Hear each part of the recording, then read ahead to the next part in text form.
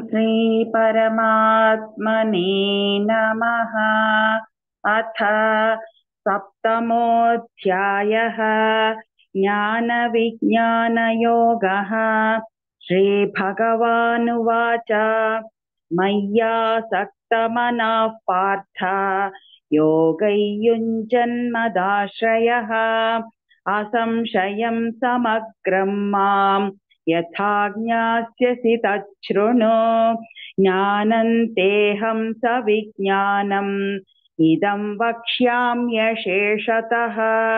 यज्ञात्वा नेह भूयोऽन्यत् ज्ञातव्यमवशिष्यते। मनुष्याणां सहस्रेषु कश्चिद्यतति सिद्धये यततामपि सिद्धानां कश्चिन्मां वेत्ति तत्त्वतः। भूमिरापो नलो वायुः खं मनो बुद्धिरेव च अहङ्कार इतीयं मे भिन्ना प्रकृतिरष्टधा। अपरेयमितस्त्वन्यां प्रकृतिर्विद्धि मे परां।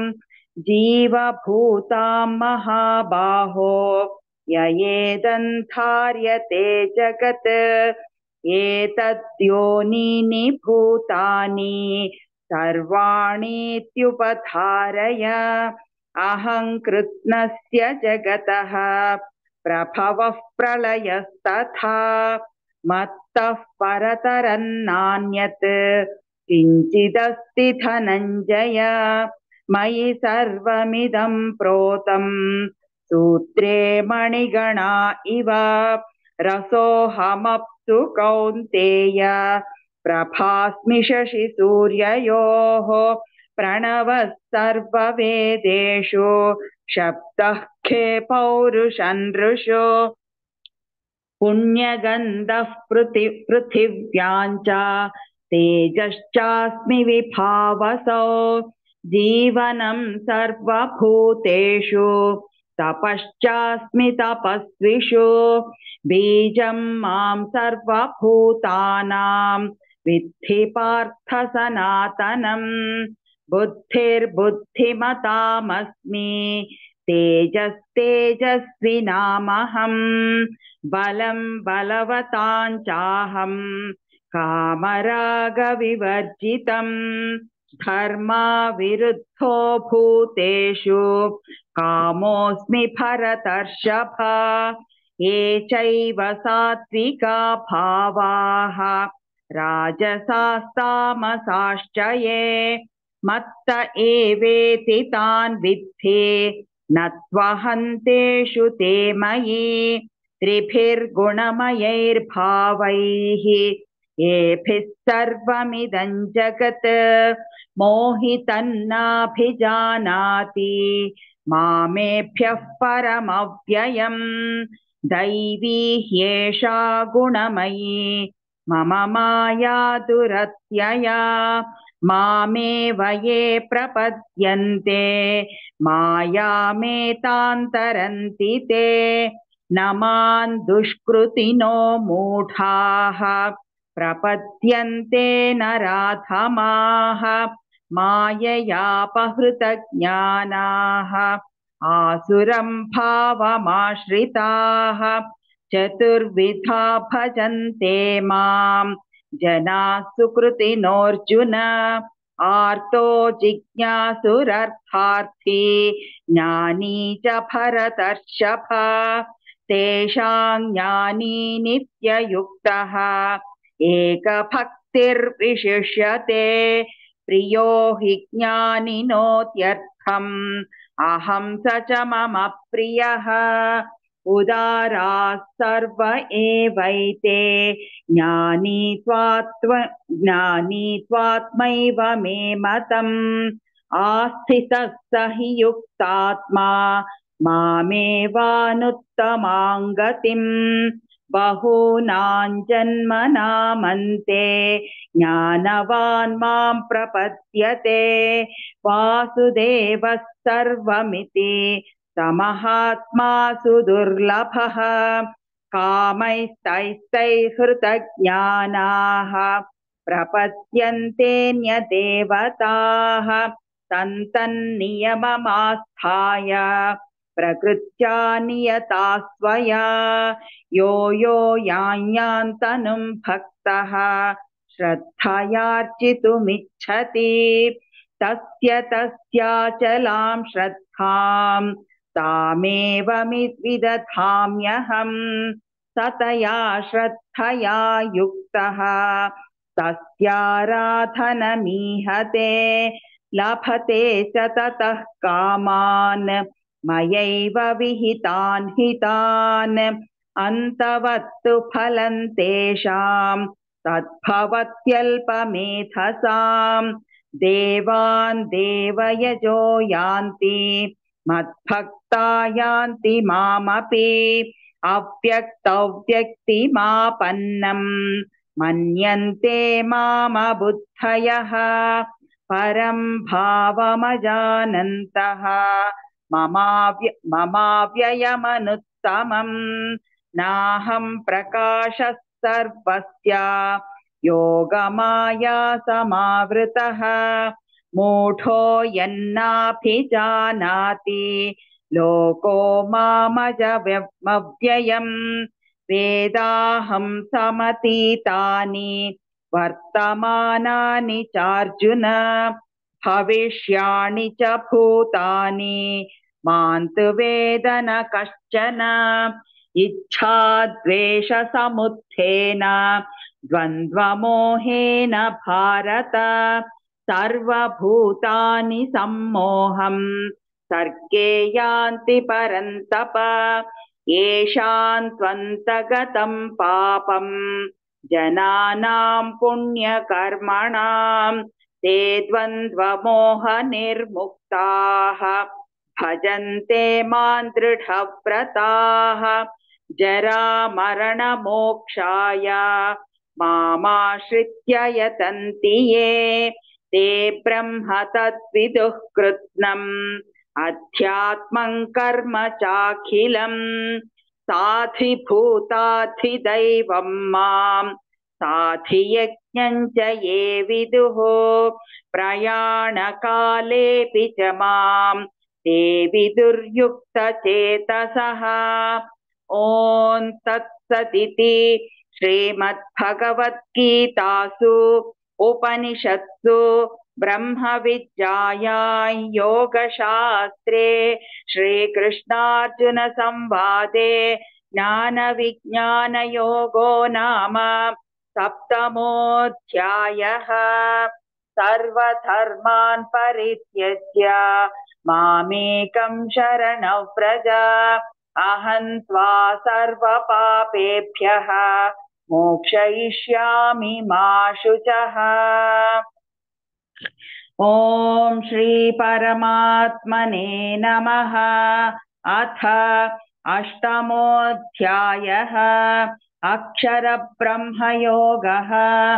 अर्जुन उवाच किं तत् ब्रह्म किमध्यात्मम् किं कर्म पुरुषोत्तम अधिभूतं च किं प्रोक्तम् अधिदैवं किमुच्यते अधियज्ञः कथं कोत्र देहेऽस्मिन् मधुसूदन प्रयाणकाले च कथं नेयोऽसि नियतात्मभिः। श्रीभगवानुवाच अक्षरं ब्रह्म परमं स्वभावोऽध्यात्ममुच्यते भूतभावोद्भवकरः विसर्गः कर्म संज्ञितः अधिभूतं क्षरो भावः पुरुषश्चाधिदैवतम् अधियज्ञोऽहमेवात्र देहे देहभृतावर अन्तकाले च मामेव स्मरन्मुक्त्वा कलेवरं यः प्रयाति समद्भावं याति नास्त्यत्र संशयः ययौ वापि स्मरन् भावं त्यजत्यन्ते कलेवरं तन्तमेवैति कौन्तेय सदा तद्भावभावितः तस्मात् सर्वेषु कालेषु मामनुस्मर युध्य च मय्यर्पितमनो बुद्धिः मामे वैश्यस्य संशयम् अभ्यासयोगयुक्तेन चेतसा नान्यगामिना परमं पुरुषं दिव्यं याति पार्थानुचिन्तयन् कविं पुराणमनुशासितारम् अणोरणीयां समनुस्मरेद्यः सर्वस्य धातारमचिन्त्य रूपम् आदित्यवर्णं तमसः परस्तात् प्रयाणकाले मनसाचलेन भक्त्या युक्तो योगबलेन चैव भ्रुवोर्मध्ये प्राणमावेश्य सम्यक् सतं परं पुरुषमुपैति दिव्यम् यदक्षरौ वेदविदो वदन्ति विशन्ति यद्यतयो वीतरागाः यदिच्छन्तो ब्रह्मचर्यं चरन्ति तत्ते पदं संग्रहेण प्रवक्ष्ये सर्वद्वाराणि संयम्य मनोहृदि निरुध्य च मूर्ध्याधायात्मनः